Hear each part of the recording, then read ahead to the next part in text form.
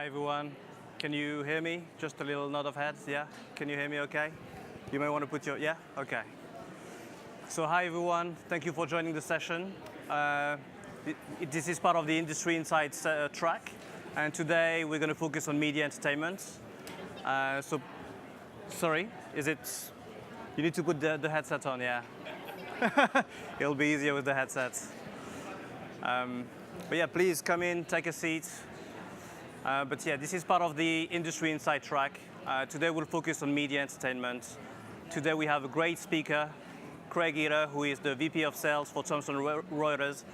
He's going to tell us more about their journey with Apttus and how they've managed to implement a transformational project within a very large organization. So with no further ado, I'll invite Craig Eiter on stage. So good afternoon. Who would have thought that when I flew out Monday night that I would appreciate the snow on the ground and in the air in Minnesota, right? Is that unusual or what? But no, I love the weather. I love San Francisco. I spent a couple of years in the mid-90s in Seattle, and I think Seattle and San Francisco are very, very similar. And I love the venue. I love the atmosphere and the diversity in the San Francisco community. It's a great place to be. And today has been a great day, and when you think about the power of the speakers and the companies that are represented, it's really outstanding. So I feel like there's a pretty high bar, and so give me a little bit of grace in that regard, and we'll walk through a little bit of our journey. If I can figure out how to do this. Got it. So that's me. Nope, going to move on from that. So I'm going to cover 4 things with you today. So the first one is I'll give you a little bit of a snapshot of who Thomson Reuters Legal is. Then I'll talk about our strategy. That's a 1 slide, right? But I'll probably talk a little bit more than I should on that. Then I'll talk about collaboration, which was key to doing this project successfully. And then I will talk about some results, because I'm a former CFO, so numbers and metrics are near and dear to my heart, and yet Excel's not. So I kind of ran away from finance about 8 years ago, and the company let me go into operations. And so that's where we'll go.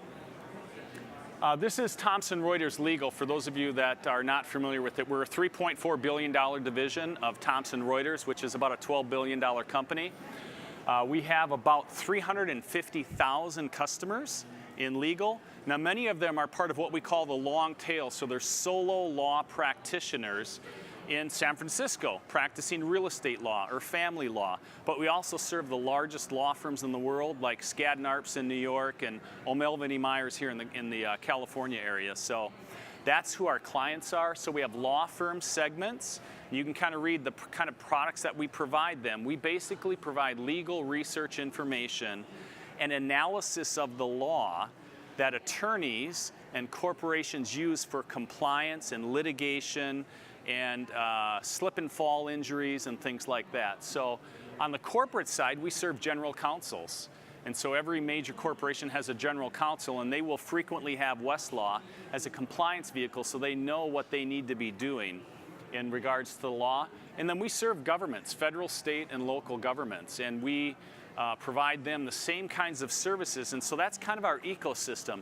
The interesting thing is the law firms and the corporations are in a buy-sell arrangement, right? Corporations buy services from law firms, and after the 2008 economic crisis, the balance of power flipped a little bit, and so now it's a lot more with the buyer than it used to be.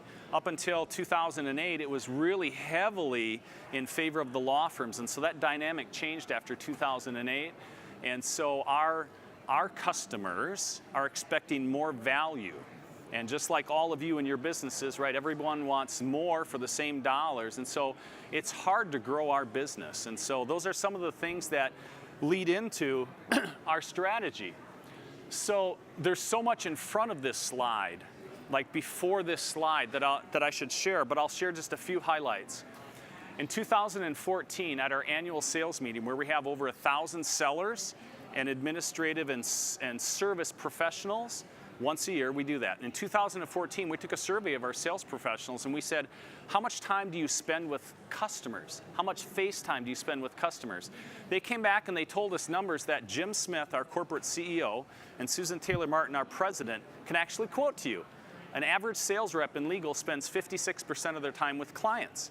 And they spent 44% of their time in what we called administrative burden, which is getting prepared to have those value conversations with customers, because our systems are so complicated and there's too many places to go, and it takes too long to create a quote, and there's no standardized templates out there, and it's kind of like the Wild West. Everyone would do what they want to do, and so there are compliance issues with that as well. That 44% became my charter, right, which was reduce administrative burden. So we looked at contracting and we simplified terms and conditions. We looked at held orders and some of the reason codes and drivers to those things. And we also looked at the exceptions process. So when a sales rep wanted to ask for a pricing or a contract legal term exception, right, we improved all of those things over the last 24 months. And then we all looked at each other and we knew what was next. Our next, right, big target was CPQ. And so we teed up the organization from a resource perspective and a priority perspective, and we put CPQ square in the bullseye. Our culture and values term for that is it's a blue chip. I think our speaker this morning was big at Vegas, right? So this is a blue chip. And the blue chip centers around three things. The first one is customer experience. Our customers have told us repeatedly for over a decade in our quarterly customer sat surveys that we're too hard to do business with. And we try to solve some of those things, and yet we're still too hard to do business with because we have tens of thousands of SKUs, and we have really kind of like no standardized pricing, and one rep will come in and sell a couple of products, and another rep from legal will come in and try to sell other products, and the two reps don't even know that they're both going into the same office on the same day. So our customers routinely tell us that we're too hard to do business with. On the sales professional side, what we have to do is take that 44% administrative burden time and reduce it significantly. Because we know if we do that, our sales professionals will have more time to have value conversations and talk to clients in a meaningful way about what they're trying to solve for their clients. So right away, the two-headed strategy centered around customer experience, being easier to do business with, and sales professional experience, so that it was easier for sales reps to do business internally so they could talk to clients in a better, more meaningful way. Underlying both of those is the third part of this pie chart, which is commercial simplification. Now what that gets to is, can we simplify the number of products and the permutations and combinations that a sales rep is able to go talk to clients about? We actually spun up a project at the same time that is part of order capture, but it was so important, and we had to influence our marketing partners who own the customer and the revenue dollars, and so they don't report to sales, right? So we had to influence those teams to simplify their products, to reduce the number that are available for sale, to have a more planful, thoughtful migration path so that it would be easier for a sales professional to talk to a customer who has 4 or 5 products and say, you know what, there aren't 18,000 choices anymore, there's a few, and let me talk to you about them. And we can look at where customers use our databases, which is online. Our primary vehicle is called Westlaw. And so we know what they use and where they get value, and so we can start to point and direct them more easily to a more natural upsell. To get all of that done, we had to work very closely with our segments and our marketing leaders. And so we had a VP of commercial policy who's not here. We were joined at the hip, as I like to say, and so we kind of marched at that. One example, our Westlaw product, basically, we went from 20,000 SKUs to about 1,200. We have many fewer simplified, bigger packages, and we think that it's resonating in the marketplace. And I'll talk to you about how we know that empirically. Again, my finance past, right? We can talk to you about how we know that empirically in just a few slides. So that's our strategy. I won't talk that long on every slide, but what I wanted to do was set the context, right? The context is these are corporate TR strategies and values. And we had an opportunity to deliver on this, and obviously Apttus is a big part of that, and teaming and collaboration and many other things are part of that as well. I don't like builds. So here we go. So this slide is basically, I've got 3 slides on collaboration, because what I like to say is in a $12 billion company, no single person really does anything of significance by themselves. It's just too hard to get that stuff done. So we collaborated internally with some project principles, and you can read them for yourself. I'll highlight two. One is simplification in the upper left-hand corner, right? So think back to the pie chart. That's that bottom layer of being commercially more simple for customers and sales reps. And the other one I'll talk about is executive sponsorship.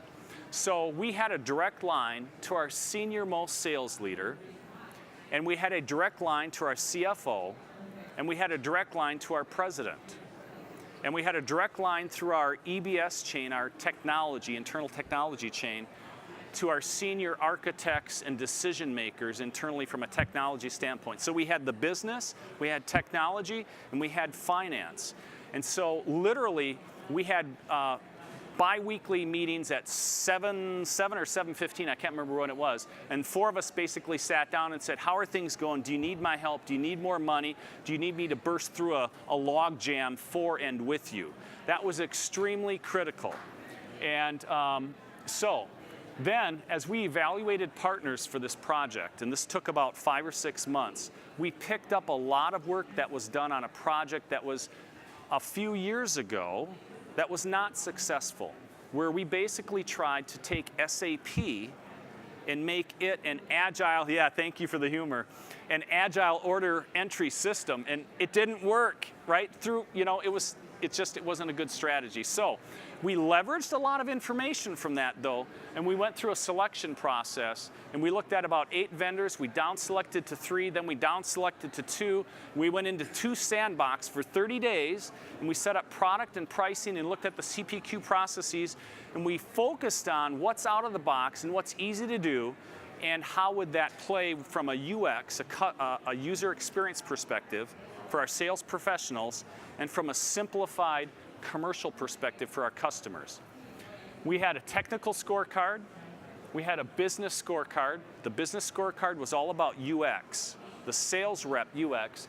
The technical scorecard was how does it fit within our architecture, not just now, but also where we want to go as a company. We have a really good technology team, and they have a vision for where we want to entitle and bill somewhere down the road. So we talked about some of those tough issues that went into the evaluation process. How much is out of the box, and how much customization do we really want to do anyway? Those were things that went into the technical scorecard. The finance scorecard, well, that's really kind of simple, but here's the point that I'll leave you with. You really have to look at, we really had to look at total cost of ownership, right? It's the initial cost, it's the ongoing recurring maintenance, and there are some hidden costs that underlie right under the stream, which is how much business process effort do you have to expend to be successful. Now in this process, I'm going to actually call out 3 people in the room. So one is Reed Meyer, if you can just give a wave of your hand. The other is Joe Martin, if you can give me a wave of your hand. Joe and Reed were joined at the hip with me for the 11 months that we were in this project. They're leaders in technology in our division, and they were contributors at the same time, just like me. So the 3 of us were joined at the hip, and I'm telling you, we worked on the weekends, we worked late, we sweat together. We had a code word once in a while in the morning where we said, what time did you wake up today? 4:11 a.m. Didn't get back to sleep because I'm thinking about how we're going to go live at our annual sales meeting, and we knew that was a really big deadline. Without Reed and Joe at the table helping us think about this from the front end, day one, until delivery, we would not have been successful. The third name is Rick Amarin, who's sitting next to Joe, if you can give us a little wave. He was one of our outsourced technology partners linked at the hip with us and Apttus. And stellar. Rick and team from Apttus came on site on Monday, April 4th, and they basically were with us until February 13th of 2017 when we launched. So we went from 11 months signing our contract, and in 11 months we released Apttus CPQ embedded within Salesforce to 1,200 people that sell, $200 million of incremental new business on an annual basis, and they renew $600 million a year on an annual basis. So that's kind of what we did. And then we chose Apttus. I think Apttus is the best enterprise CPQ solution in the marketplace. I'm not paid to say that, but I'm convicted about it, right? I believe it passionately in my heart and in my head. I'm also convinced that there's not another provider that would have accommodated even our simplified complexity and allowed us to go to market in 11 months. I'm absolutely, utterly convinced what Apttus brings to the table in terms of subject matter expertise and professional services capability across the globe was absolutely important for us to be able to do what we did. So that's the purpose of that page. Another build, here we go. Couple of messages on this slide. So think collaboration again. Organizational readiness was in the vortex of what we were talking about from day one, because we knew we had to train 1,200 people who have used the old system for 10 or 15 years how to use the new system. So we had a trainer at the table as we looked at workflows. That's one example of that. We had a director level resource dedicated to communications, change management, and training, education, and development, not at the end, but at the beginning, and then working with us all the way through these 11 months. From a governance perspective, we had our, obviously, right, we all have operating committees and steering committees. One of the secret things I think we did that was really good was we had a daily stand-up meeting, 7:30 Central. We had people in London and India and different parts of Colorado and California on those calls every day. Every day. And we went down a methodical program management discipline to say, what did you do yesterday? What are you doing today? And do you have any blockers? And we did that rhythm every day. On Wednesdays, once a week, we had a leadership meeting where about 6 or 8 of us sat down and said, are we on course or not? Right? It's kind of like navigating your direction. It's GPS, but not street by street, but like state by state. And then we had monthly operating committee and steering committee meetings, which are kind of boring to talk about. The secret there, I believe, is it's got to be relevant. So we tried to come to every meeting with a relevant new piece of information or decision that had to be made, or validate the decision or the recommendation that the team is bringing to you. Those are 2 things. Okay, here's a, I think this is a build too. There we go. So this is just a last picture on collaboration, which is meant to illustrate, right, the war room atmosphere. In the upper left, you'll see those 2 pictures. They're pictures of our storyboard downstairs. We had a large conference room with no windows, so we put a picture of a beach up on one of the walls. You know, it's kind of inexpensive to do. It was easier than blowing out the walls. But we met in that room regularly, and then we also transitioned up to our training rooms so that when we went through UAT to get ready to launch, we had another live atmosphere. And you can see that we had multiple functions, multiple disciplines represented on a daily basis. The other thing I'll point out here is at the bottom, we deployed an agile-like methodology, which was absolutely critical. What we did was on 2 or 3 week cycles. We designed, we built, we delivered, and we played back the workflows that would take place. And we ran 11 or 12 sprints over this time frame and sequentially built out to more complex products and use case scenarios by the end of the project. We did an early adopter release in November of 16 to about 40 sales reps, and then we launched to 1,200 people on February 13th. 3 pages on results, and then I'll slow down and take questions now or later. So you say, well, how do you know it's working? 2 pages on that, maybe a third. So the number of order sources. One of the key things that we heard from reps was they literally had, and I have another picture in a different deck, right, that has 14 places in browsers and information repositories that a sales rep would have to go to for product information and pricing and forms for new customers. And depending on the products that are in your quote, sometimes we sell some information that has social security numbers. You have to be very careful, and there are very rigid compliance laws around that. So that requires different kind of attachments to the order. So there were about 14 places that a rep could have to go in a very complex situation in the legacy system. Today, it's 1. It's all in Apttus, and it's all within Salesforce, and it's clicks with your mouse, and not different browsers that are up in an unstable system that would go down. When does the legacy system go down? At month end, because that's when 65 to 85% of our orders go through for the month in the last 3 days of the month. Anyway, that's another story. It's faster. We know this. A typical complex Westlaw order would take about 2 hours to assemble by going to all these 14 different places. With Apttus CPQ, it's 10 or 15 minutes. 10 or 15 minutes. And then our held orders goal is 90%. We tracked it through the end of March, and we are at 70%, 7-0. So we're on track to get there. The other two are real, and this one is projected, but we're at 70 right now. So those are some metrics in terms of where we're at. Another page with metrics. So velocity, adoption, and the customer experience. I gotta get to that one. So velocity, I get a daily email. I don't know if Joe gets this or Reed, but I get a daily email with volume. We're up to 17,000 quotes in 56 days and 8,000 accepted orders in 56 days. So and this is all just with the want to. If you think about sales reps using your system, there's want to and have to, right? We haven't even cranked any of these have to levers yet, right? The legacy system is still open because we're trying to fix some promotions capabilities and a few other things together with Apttus. So this is all desire. On the adoption, we're at, I think February was 23% of all orders went through the new system instead of the old one. March was 49%, April was 52%, so we're still climbing, and we will close down entirely the legacy ordering system in Q4 of this year.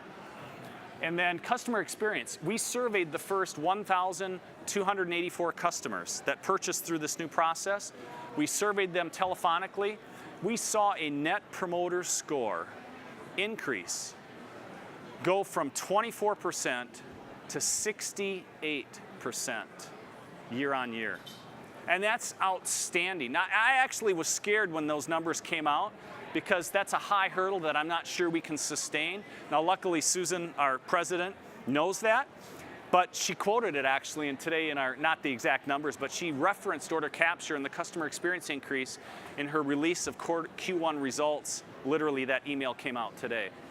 It's a big deal because if you think back to the pie chart, we know now empirically that this is better for customers, and it's better because they know what they're contracting for, and with the automated e-signature and a rep able to sit down in the client's office, construct the order, email it to them, and the customer signs it and sends it back in one sitting. We've got multiple examples of that happening in a real-time basis, even in New York City where they're really kind of hard to work with.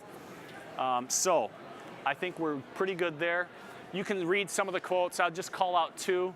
Upper left, somebody this morning talked about training new sales reps. It's going to be so much easier to train new sales reps. And I bet, I mean, statistically speaking, in business literature, most sales teams have 20% turnover, right? I mean, if you're less than that, you're really outstanding, right? Or not, you got to think about that. And so, training new sales reps all the time. We train about 250 a year. It's going to be much easier than the legacy systems were. And then the other one I'm going to go to is the lower right. We've got verbatim responses from sales reps saying, you're saving me 2 hours a week. Now you say 2 hours a week. Well, that's 8 hours a month. And it's probably higher than that. It's probably higher than that. And they're getting a better experience. And then, so my last page is this one, which is, we're not done. We're never done. I'm not declaring victory. I haven't hit the gong and it's gone up, and I didn't get to cut the ribbon at the New York Stock Exchange, right? But we are on course, and we have a vision for where we're going. We're going to roll that out against the rest of our divisions within legal. It's being deployed right now in our finance and risk business, and it's being deployed in our tax business as well. And Reed and Joe and I are helping those businesses. Sales professional experience, it's really, it's not perfect, but it is so much better, and we're matching our strategy. And then simplification, we have miles to go before we sleep there, but again, out of the gate, we feel really good about where we're at. So that's the speed dating version of what we did. I will say this, just if I haven't made a couple of things clear. Multifunctional engagement, leadership, and contribution, absolutely essential. Apttus was at the table and felt invested, worked weekends, brought their best people to the table. We would have never gotten here without that. And then the third thing is, again, it's kind of like the same theme. It takes a village. So that's all I have. Thank you very much.